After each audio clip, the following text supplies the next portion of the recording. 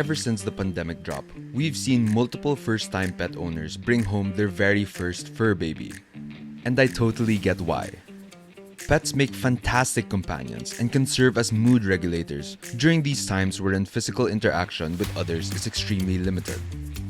But owning a pet is far more complicated than buying a new gadget or a grizzly with a sublime. You have to be responsible for their basic needs, make sure that it fits your lifestyle, and understand the potential costs. These are sentient beings after all, and you have to be prepared to invest in your relationship with that animal so that the two of you can live happier and healthier lives. What's poppin' fam? My name's Roque. I'm a second-year vet student in the University of the Philippines, Los Baños, and I love talking about animals. In this video, I'll be talking about some of the best pets that you could own here in the Philippines and to find out which one is best for you. But just a quick disclaimer though, the things that I'll be talking about in this video are based off research, my personal experience, and what owners usually tell me. I won't be getting too deep into the details, so further research is strongly encouraged.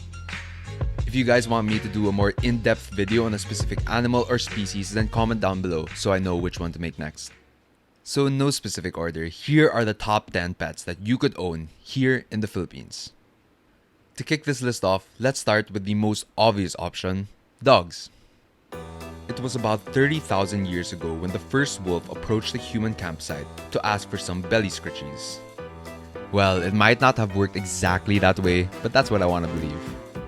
Nowadays, dogs come in a variety of colors, shapes, and sizes, and since then, dogs have earned the title of a man's best friend, simply due to how loving and loyal they are. In terms of being a pet, this is the obvious choice because of their adorable personality and the accessibility to healthcare. I can go on and on about dog care, but I'm pretty sure that most of you guys already know the basics of it. But contrary to popular belief, I think they're not the perfect pet for everyone, and I'm sure that long-term owners can agree with me here. They need plenty of space and time for exercise, constant healthcare expenses, they eat multiple meals a day, and they require lots of time dedicated for training.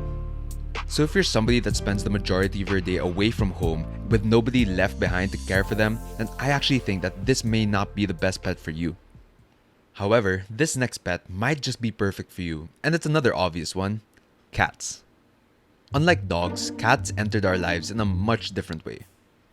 For dogs, we built a symbiotic relationship with them as we supplied them with shelter and food while they provided us hunting companions and security.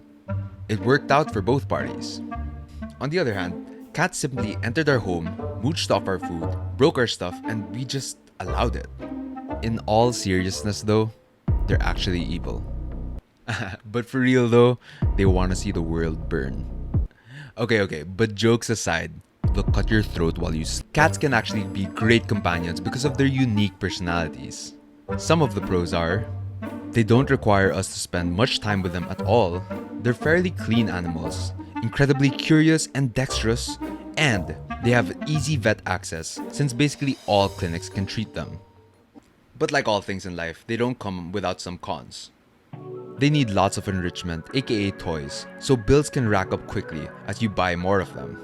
And let me tell you, you have to, unless you want more of your stuff to be broken. They require a constant supply of cat food or meat products, and for the love of God, please stop feeding your cats carbs. They're carnivores. This actually explains why they bring home presents and other various forms of wildlife to your home. Lastly, they can also rack up quite a vet bill, which is kind of a pro and a con since there's now cutting-edge technology in terms of healthcare, but at a very steep price. This next animal is one that I hold very dear to my heart as a true reptile nerd, lizards. While they actually aren't the closest relatives to the big Rex, they do have many similarities as to how we pictured them to look like. These scaly beauts can make fantastic pets depending on your lifestyle and interests. So let's break down some of the pros and the cons. Pros. Lizards are generally easy to care for, come in a variety of colors, sizes, and shapes depending on the specific species, have a diverse diet with some eating purely plant produce while others eating insects. And while insects may seem like a con to you, they're surprisingly cost efficient. They're perfect for condominium people because they don't require much space. They're good for this tropical country because the required temperature is easier to attain. And they honestly don't require much of your time at all. Although I would recommend it if you want to be able to hang out and chill with them on the reg. Now, here are some cons. Depending on your lizard, they may require a constant heat and light source in their enclosure, which may get very expensive quick due to the prices of the bulbs and electricity bill. They also require a bit more education and effort to truly bond with them as a pet, as they have completely different personalities from mammals. A lizard's diet also varies, so you need to make sure that you either have a source of fresh produce, insect feeders, or sometimes even both. And lastly, it may be difficult to find hospitals and vets out there who will treat them since they're not as common and they require an exotic pet veterinarian. At number 4, we have the closest relative to our dinosaurs taxonomically, birds. Ever since they took to the sky millions of years ago, they have been filling our world with color and music, pooping on our shoulders every once in a while, and eventually found a way into our homes. While I typically wouldn't recommend a bird for a first-time pet owner, this animal might actually just be perfect for you. Some of the pros are: birds are incredibly intelligent animals in a totally different way from our dogs and cats, meaning they can be trained, be very affectionate if not clingy, and have very distinct and emotional characteristics. They're also very vocal animals who could fill your home with life and literally be the soundtrack of your summer.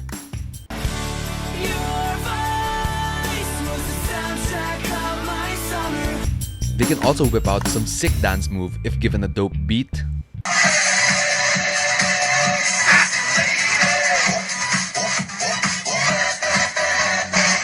And they can live up to 50 years in captivity.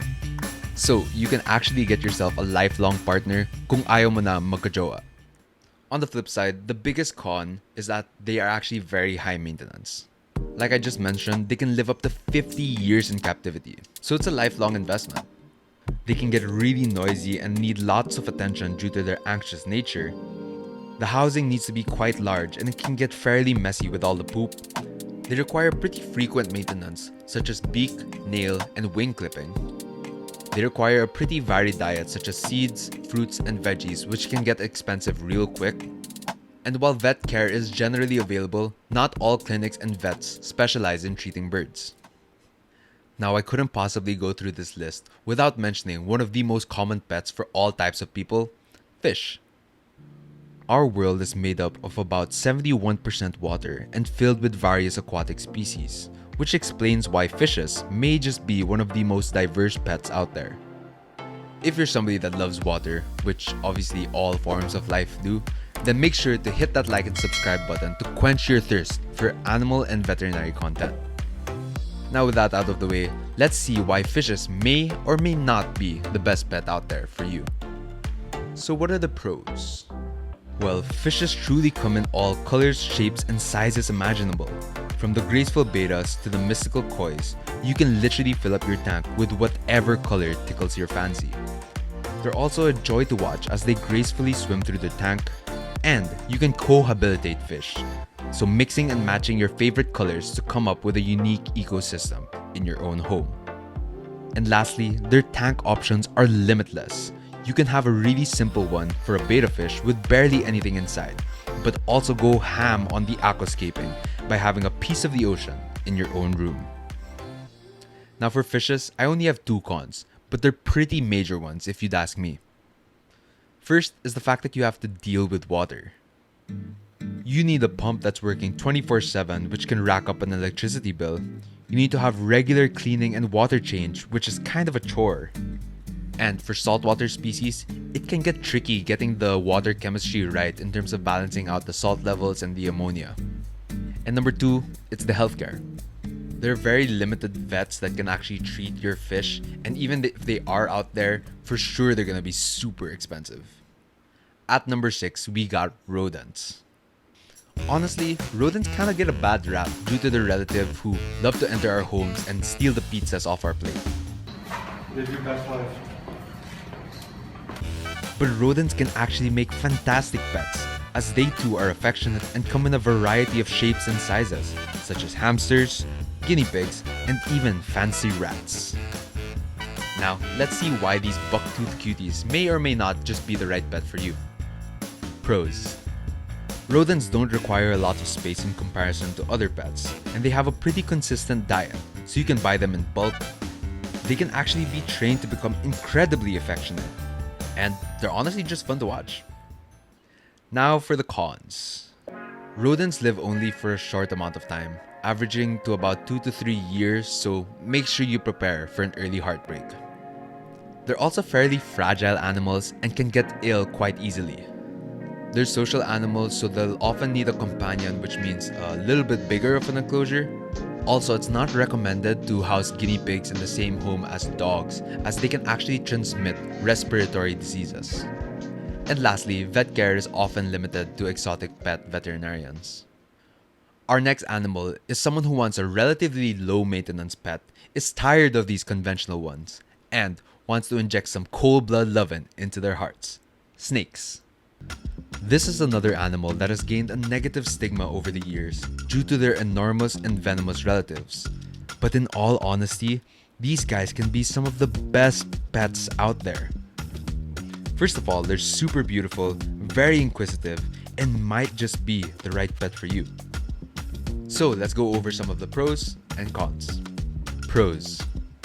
Snakes are generally low maintenance, with housing requiring very little space and affordable enclosures depending on the species. They also rarely need feeding, ranging from 1 week to 1 month, and they don't require much of your time in comparison to other animals. In addition to this, they also come in a variety of colors, shapes, and sizes. They can also be incredibly docile if you dedicate time for bonding. And snakes are obviously hypoallergenic since they don't have fur. And they're insanely curious animal and just a pleasure to watch slither around their enclosure. Now here are the cons though. Snakes require lots of self-education and their needs vary depending on the species. All snakes are carnivores, so you'll need a constant supply of rodent feeders, whether they be frozen or live. Snakes are also known to be escape artists, so you have to make sure that your enclosure is secure, unless you want your neighbors out here screaming like Sam Jackson. I have had it with these mother snakes! And lastly, not all clinics and vets treat snakes, so again, you're limited to only exotic pet veterinarians or wildlife vets. At number 8, we got rabbits. These little floof balls are definitely one of the cuter options out there if you're looking for an adorable companion. However, despite their lovable appearance and relatively affordable price, they have specific needs that need to be met if you want to get one. So let's go over some of them. Some of the pros are, they're super cute and fun to have around the house. You have the option to bond and cuddle with them if you want. They're intelligent and you can actually teach them some tricks. And they're generally quiet creatures. Now, what about the cons? They require a lot of maintenance in terms of cleanup and food. They'll chew on anything in your house if unsupervised. And they're social animals, so they'll need a companion, which consequently means a larger space. By the way, if you're planning on mixing genders, then make sure to neuter them. Unless you want them to multiply as fast as your classmates do once you pop open a new pack of gum. And lastly, healthcare is limited to exotic vets and a handful of others if you're lucky. This next animal is perfect for someone who wants a super chill companion that they can grow old with. And that, of course, are turtles. Now, their specific care will vary depending on what type of species you get. Whether it's the classic red ear slider or a sulcata tortoise, which are also still turtles, don't at me, Google it if you want.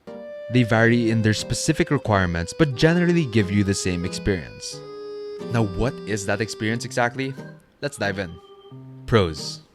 Turtles are generally chill pets as they don't require much training or attention. They're quiet animals so that you can keep them around without worrying about your neighbors. They're hypoallergenic, obviously, and they have an accessible diet since they're primarily herbivores. Now here are some cons. They eat a lot, so you'll need a constant supply of fresh food. They live very long, even up to 100, so you need to be ready to make that lifelong investment.